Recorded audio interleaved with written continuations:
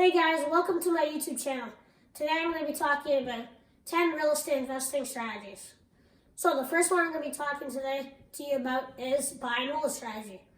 So basically you buy a property and then rent it out and then you hold it for maybe 5 to 10 years and get that appreciation once you sell it. This is great for people who are kind of don't want more they want more passive. They don't want to put renos into it. It's usually a lipstick property, so just basically buy it, rent it out, and then sit on that cash flow, and 5-10 years, and you sell it. And then the second one we're going to be talking about today is the BRRRR strategy. So BRRRR stands for buy, renovate, rent, refinance, and then repeat. So basically buy a property, and then you put some renos into it, some sweat equity, you hire a contractor, or you do it yourself is the cheaper way, and then you rent it out when those rentals are done, and maybe a year down the road, you say to the bank, hey, look, my property is better, I put some rentals into it, it's now worth more, you can now they'll let you pull out that equity, you put it into the property, and then you can go and buy another property with that. This becomes just a whole circle, and basically one property can fund a whole real estate portfolio. That's one of my favorite real estate investing strategies, simply because basically one property funds the entire portfolio if you do it right. And then the third one we're going to be talking about today is multifamily. So you got your duplex, triplex, fourplex, all those, that's great cash flow, usually a lot better cash flow. And sometimes you put some rentals into it, which is even better. But once you get to the fiveplex, that's considered commercial, and everything kind of becomes more complicated because usually it's a lot more expensive. It's totally different financing. It's no longer considered residential, so usually the interest rates are much more expensive. The purchase price is more expensive, property taxes, etc. But you usually make a lot more cash flow because you have more units that you're renting out. And then the fourth one we're going to be talking today is flipping. So basically you buy a house that needs renos. Sometimes it's like bared to the bone. It needs a total renovation, or maybe just some little lipstick renovations that could bring you some profit. But yeah, you just buy a place, renovate it, maybe you use a contractor, or you do it yourself is the cheaper way, and then usually it's 6 months to a year, and then you sell it, which is a great way to build capital. And the fifth one we're going to be talking about today is short-term rentals. So yeah, basically it's usually Airbnb rentals. You can charge by the night instead of by, like usually a long-term lease is 1 year. And now you can charge per night, so $100 per night. So these are cash cows. So you can make a lot more cash flow with short-term rentals. And yeah, you can sometimes do like a month-to-month thing, and it's great. It does take more management, but it's a lot more cash. And the sixth one we're going to be talking about today is called wholesaling. So basically what it is you're talking to a seller saying, hey, I can sell your place fast to an investor. You don't have to worry about agents, no closing fees.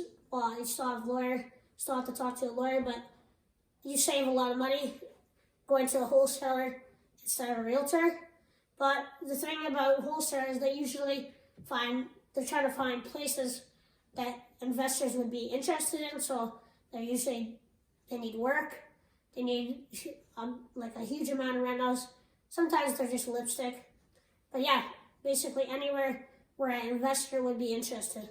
They say to the seller, hey, we'll do a contract saying, I'm going to take your house and sell it for you to an investor, and then basically put a wholesale fee, which is a fee for the investor to pay because you got that deal to them. You gave it to them. You found it to them.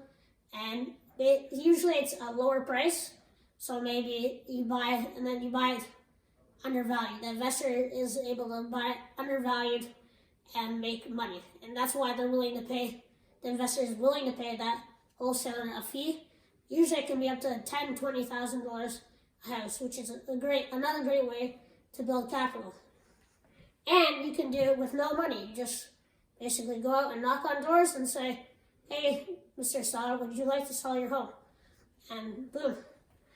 The seventh one we're talking about today is a rent-to-own strategy. So rent-to-own, it's basically you find a tenant, someone who wants to rent, but they probably want to buy a house. So basically their rent goes towards the mortgage. And I mean, it's not as much cash flow for the investor, but it is you're helping a family.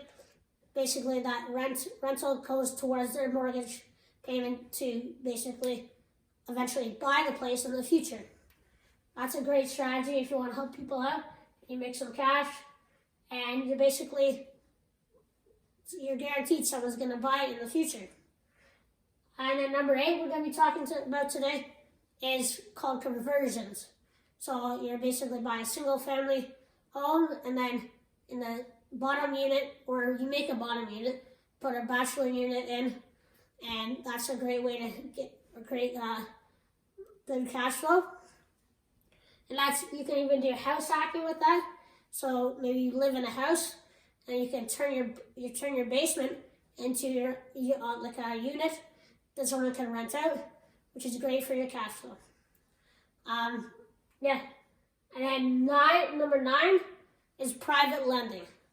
So this is a really good way to earn passive income. So usually investors, they run out of lending from the normal banks, and then they need lending, so they go to private lenders. And with that, they have to pay higher interest rates. Usually it can be up to 10%, and you as the private lender make that 10%, and it's great. You basically sit back. Each month the investor pays you that 10% on the mortgage. You're basically giving them a mortgage for the property, and you get a great amount of cash flow basically for doing nothing. That's a really passive way, and a way to basically sit back and do nothing and earn money. And the last one we're going to be talking about today is number 10. And 10 is called JV partnerships. So it can work either way, where the investor is doing all the work and the other partner is basically funding the whole property. And yeah, you sit back. It's pretty much like private lending, but you don't earn an interest rate. You earn some of the cash flow each month. Then it's usually a 50-50 deal, depending on how many people are in the partnership. And when you sell it, you get 50-50. And if there's cash flow, you get 50-50, on and on, etc. But yeah, you can either be the investor or the silent partner, or you can do some of the work, maybe you earn a little bit more, or just fund the whole entire property. But yeah, thanks for watching. Please like and subscribe. And if you would like to learn more about this, please go ahead and join Cashflow Tribe. It's a great place. This is where I learned all this. I studied it for 2 years, and now I'm real estate investing at the age of 18. Thanks. Peace out.